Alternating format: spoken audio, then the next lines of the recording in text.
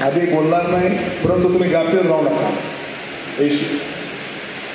तुम्ही गाफील राहू नका, आजपासून तयारी लागा.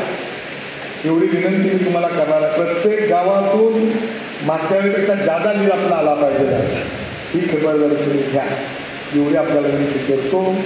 आणि मी सगळेच लोक संभ्रमात असतील,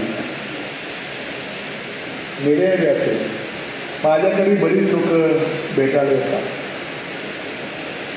म्हणून मी आजच सांगतो की आपल्या विचाराचा, बाबुराव अण्णांच्या विचारांना प्रामाणिकपणे काम करणारा उमेदवार हा यशवंत मानेच आहे. त्यामुळं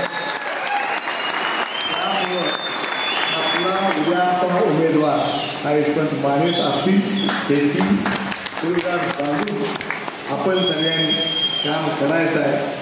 एक गाव मायनसमध्ये गेलं नाही पाहिजे. कधी यशवंत मानेनं कुठल्या गावाला मतं कमी पडलेत म्हणून त्याला काम दिलं नाही असं एक गाव मला दाखवून द्या. आमच्या तालुक्यातलं एक गाव नाही. मी त्यांनी सांगितले बरोबर आहे, कारण त्यांनी अनगरपेक्षा बाकीच्या गावाला जास्त निधी देण्याचं काम केलं. कारण पूर्वी मी आमदार असल्यामुळे थोडं आमच्याकडचं कामं झालीच होती. त्यामुळं तरी आजपासून तुम्ही ते कामाला लागावं एवढी मी विनंती करतो. 22,000 गेले होते, याला 44,000 मतदान त्यांना दिलं तरच त्यांच्या कामाची उतराई झाली असं मी समजणार आहे. एवढं लक्षात ठेवा. पुन्हा एकदा आपण सगळेजण आला, सगळे जुनी माणसांनी नवी माणसांनी, त्यामुळे सगळ्यांनी आता तिथं आपला अल्पोपहार घ्यावा. अल्पोपहार म्हणजे जेवण आहे, भोजन आहे, कस्तुरी मालकांचं बी भोजन आहे आणि नानाभाई फाटे तुमचंही भोजन आहे. दोन्ही प्रकारचं भोजन या ठिकाणी घेतलंय.